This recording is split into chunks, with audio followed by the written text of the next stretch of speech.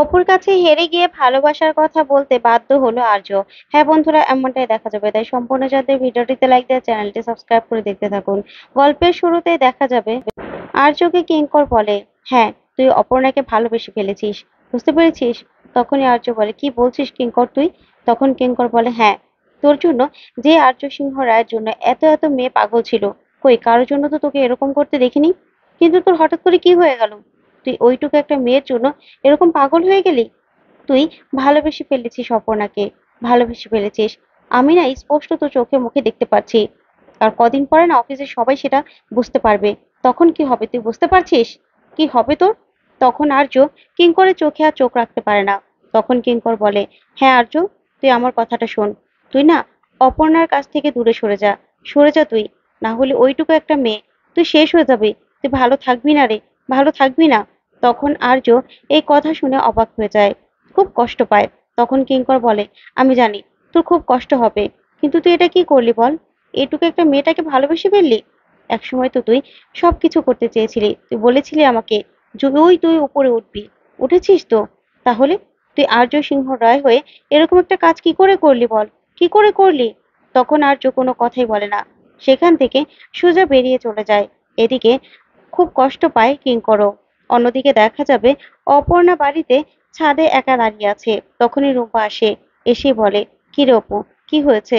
তখন অপু খুব কষ্ট পায় আর বলে, না রে কিছু হয়নি। তখনই সেখানে সন্তু আসে একটা ফুল নিয়ে আর বলে, অপর্ণা তোমার জন্য এটা এনেছি। তখন অপু বলে, সন্তু তুমি আমার জন্য ফুল নিয়ে এসেছো? দেখো, তুমি রুম্পার দাদা আর আমারও দাদা কিন্তু। তখন সন্তু বলে, না না, আসলে আমি তোমার জন্য এনেছিলাম, তোমাকে একটা পরীক্ষা করার জন্য। তখনই অপু বলে, পরীক্ষা মানে? তখন সন্তু বলে, হ্যাঁ দেখো না, ফুল দিয়ে মানুষ ভালোবাসা পরীক্ষা করে, একটা একটা করে পাপড়ি ছিঁড়ে আর পরীক্ষা করে। সে তেমন ভাবেই আর্য স্যার তোমাকে ভালোবাসার কথা বলবে কিনা তুমি এটা দিয়ে পরীক্ষা করো। তখন অপু বলে, কি বলছো তুমি? না না, এসব সত্যি হয় না। তখনই রুম্পা বলে, করে দেখতে সমস্যাটা কি? তখনই সন্তু বলে, হ্যাঁ করে দেখোই না কি হয়। একটাতে না বলবে আর এটাতে হ্যাঁ, ঠিক আছে। তখনই অপু সন্তুর হাত থেকে ফুলটা নিয়ে নেয় আর বলে, সত্যি অনেক ধন্যবাদ, তুমি আমার জন্য এতটা ভেবেছো।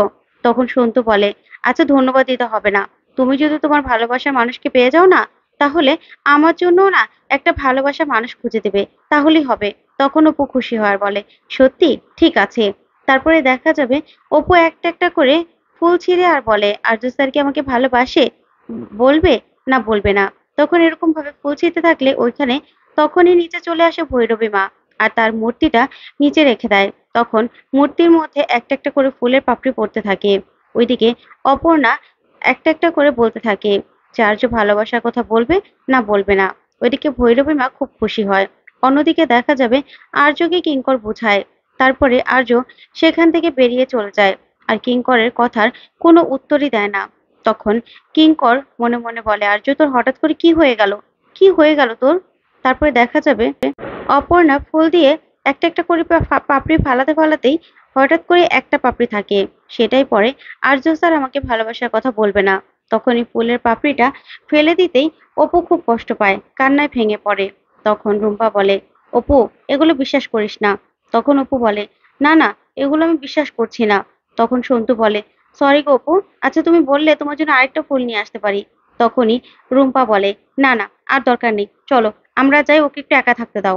এই বলে চলে যায়। ওইদিকে ভৈরবী মা খুব খুশি হয় আর বলে, মা তুমি যার পুজো চেয়েছিলে তার পুজো তুমি পেয়ে গেছো, এবার চলো তুমি তাকে আশীর্বাদ করো, সে যেন যা চায় তাই পায়। তখন এই কথা বলতে থাকে ভৈরবী মা। ওইদিকে অপর্ণা কাঁদতে থাকে আর বলে, কেন আমার এত অস্থির লাগছে, কেন এত খারাপ লাগছে? আমার কোনোদিনও তো এরকম লাগেনি, কেন এরকম লাগছে আমার? তখন এই বলে খুব কান্না করতে থাকে অপু। তারপর দেখা যাবে অপুর মা চলে আসে, এসে ভৈরবী মাকে দেখে বলে, ভৈরবী মা আপনি এখানে, চলুন চলুন বাড়িতে চলুন, আমি তো পুজো দেব। তখনই ভৈরবী মা বলে, যার পুজো পাওয়ার চেয়েছিল তার পুজো পেয়ে গেছে। তখনই অপুর মা বলে, আমি তো পুজো দেইনি, তাহলে কে পুজো দিল? তখন ভৈরবী মা অপুর দিকে তাকিয়ে খুশি হয়ে যায়। তখনই অপুর চোখ পড়ে ভৈরবী মার দিকে। তারপরে অপুকে ইশারায় ভৈরবী মা বলে যে ভালো থাকো।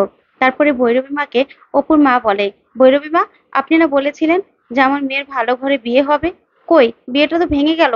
তখন ভৈরবী মা বলে, যা হওয়ার তা ভালোর জন্যই হয়, বুঝতে পেরেছো? যা ভাঙার তা ভাঙবেই, আর যা গড়ার তা তো গড়বেই। তুই পুজো দিয়েছিলি? তখন অপুর মা বলে, পুজো কোথায়? তখন ভৈরবী মা বলে, কালী মন্দিরে। তখন অপুর মা বলে, না মা, আমি তো পুজো দেইনি। তখনই ভৈরবী মা বলে, পুজো দে, ভোগ দে, সব মনের আশা পূরণ হবে। তারপরে অপুর মা বলে, ঠিক আছে মা, আমি পুজো দেব, আমি ভোগ দেব, আমি কথা রাখবো। তারপরে ভৈরবী মা সেখান থেকে চলে যায়। ওইদিকে অপু তাকিয়েই থাকে ভৈরবী মার দিকে। অন্যদিকে দেখা যাবে কিঙ্করকে আর্য বলে, কিঙ্কর, আমি একটা সিদ্ধান্ত নিয়েছি। তখনই কিঙ্কর বলে, কি? তখন আর্য বলে, আমি সিদ্ধান্ত নিয়েছি অপর্ণাকে আমাদের শিলিগুড়ির ব্রাঞ্চে পাঠিয়ে দেব। তখনই কিঙ্কর বলে, তার মানে তুই অপর্ণাকে নিজে থেকে দূরে সরাচ্ছিস, না আমাকে তোর থেকে? তখন আর্য বলে, মানে? তখন কিঙ্কর বলে, অপর্ণাকে শিলিগুড়ি পাঠিয়ে দিলে তুইও তো শিলিগুড়ি বেশি থাকবি, এখানে কম থাকবি। তখন আর্য বলে, শোন, তুই আমাকে বলেছিস যে অপর্ণা থেকে দূরে থাকতে, তাই অপর্ণাকে আমি আমার কাছ থেকে দূরে পাঠিয়ে দিচ্ছি, শিলিগুড়ির ব্রাঞ্চে পাঠিয়ে দিচ্ছি, সেখানে অপর্ণাকে পাঠাচ্ছি, আমি যাচ্ছি না। বুঝতে পেরেছিস? তখন এই কথাতেই কিঙ্কর অবাক হয় আর বলে, আমার সঙ্গে রাগ করে এই কাজটা করছিস? তখনই আর্য বলে, না, তুই তো আমাকে বলেছিস ওর কাছ থেকে দূরে সরে যেতে, সেটাই তো করছি আমি, তোর কথা রাখলাম, যা। এই বলে আর্য সেখান থেকে বেরিয়ে চলে যায়। তখন কিঙ্কর খুব কষ্ট পায়। ওইদিকে দেখা যাবে অপু ঘুমিয়ে আছে। তখনই অপুর ঘুম ভেঙে যায়। ঘুম ভেঙে জানালার পাশে এসে বলতে থাকে, আমার কেন এত কষ্ট হচ্ছে, আমি কেন বুঝতে পারছি না, আমার মনের মধ্যে কেন এত তোলপাড় হচ্ছে ওনার জন্য, আমার কেন এরকম হবে, এরকমটা তো হওয়ার কথা ছিল না। হয়তোবা সবাই জানতে পারলে ভাববে যে আমি হয়তোবা ওনার টাকা সম্পদ এগুলো দেখে ওনাকে ভালোবেসেছি, কিন্তু না, আমি যে ওনার কিচ্ছু চাই না, টাকা পয়সা কিচ্ছু চাই না, আমি শুধু ওনাকে চাই, আমি শুধু ওনাকে চাই। ওনার জন্য আমার কেন এত অস্থির লাগছে, আমি কেন ওনার কথা বলতে পারছি না, কেন বলতে পারছি না। তখন এই কথাগুলো ভেবে খুব কষ্ট পেতে থাকে অপু। ওইদিকে আর্য অপর্ণার ডেস্কের সামনে দিয়ে যেতে থাকে আর আসতে থাকে। তারপরে অপর্ণার চেয়ারে বসে আর্য অপর্ণার কথা ভাবতে থাকে আর বলে, আমি কেন তোমাকে বলতে পারছি না অপর্ণা, কেন বলতে পারছি না, আমি যে তোমাকে ভালোবেসে ফেলেছি, কিন্তু কেন হলো, আমি তো সেটাই বুঝতে পারছি না। আমি তোমাকে কি করে ভালোবেসে ফেললাম, কি করে? যেই জিনিসটা কখনো হওয়ার নয়, তুমি যেটা শুনতে চাইছো সেটা তো আমি কোনোদিনও বলতে পারবো না অপর্ণা, সেটা হওয়ার নয়, সেটা আমি কোনোদিনও করতে পারবো না, সেই অধিকার আমি পাইনি। তখন এই বলে আর্য খুব কষ্ট পায় আর বলে, আমাদের সব আশা অপূর্ণই থেকে যাবে, তাই থেকে যাবে অপর্ণা। তখন এই কথাগুলো ভাবতে থাকে আর্য, আর জানালার পাশে দাঁড়িয়ে অপর্ণার কথা ভাবে আর খুব কষ্ট পায়। তখনই ভৈরবী মা বলে, যত দূরে যেতে চাস না কেন, সেই তো আবার কাছেই আসবি, সেই তোদের আবারও কাছাকাছি হতেই হবে। ওইদিকে দেখা যাবে সকাল হয়ে যায়। তারপরে অপু অফিস বের হবে। ওইদিকে অপুর মা অপুর বাবাকে বলে, শোনো, আমাদের কিন্তু পুজো দিতে যেতেই হবে, তুমি কিন্তু আজকে রাজুকে জিজ্ঞাসা করবে যে কোন পথে আমরা কালী মন্দিরে যাব। তখন অপুর বাবা বলে, ঠিক আছে, ঠিক আছে, আমি জিজ্ঞাসা করব।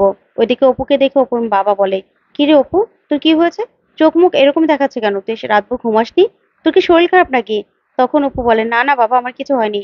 তখন অপুর বাবা বলে, তোর চোখে যে জল, কি হয়েছে? তখন অপুর মা বলে, সাধে তোমাকে বলছি যে আমরা মন্দিরে যাব, মন্দিরে যাওয়া দরকার, এই জন্যই বলছি, বুঝতে পেরেছো, এই জন্যই তোমাকে বলছি। তখন অপুর বাবা বলে, ঠিক আছে, আমি জিজ্ঞাসা করব। তখন অপু বলে, না বাবা, আমার কিছু হয়নি, আসলে রাতে মশাটা এমন ঘ্যান ঘ্যান করছিল না, তাই ঘুম আসেনি। আচ্ছা, আমি যাই, এই বলে বেরিয়ে পড়ে। তারপরে দেখা যাবে অপু অফিসে গেলে তখন পিয়ন অপুকে বলে, অপর্ণা দিদি, তোমাকে আর্য স্যার তার কেবিনে ডেকেছে। তখনই অপু খুশি হয়ে আর্যর কেবিনে যায়। তো বন্ধুরা, কেমন লাগলো আজকের আপডেট, কমেন্ট করে জানাও।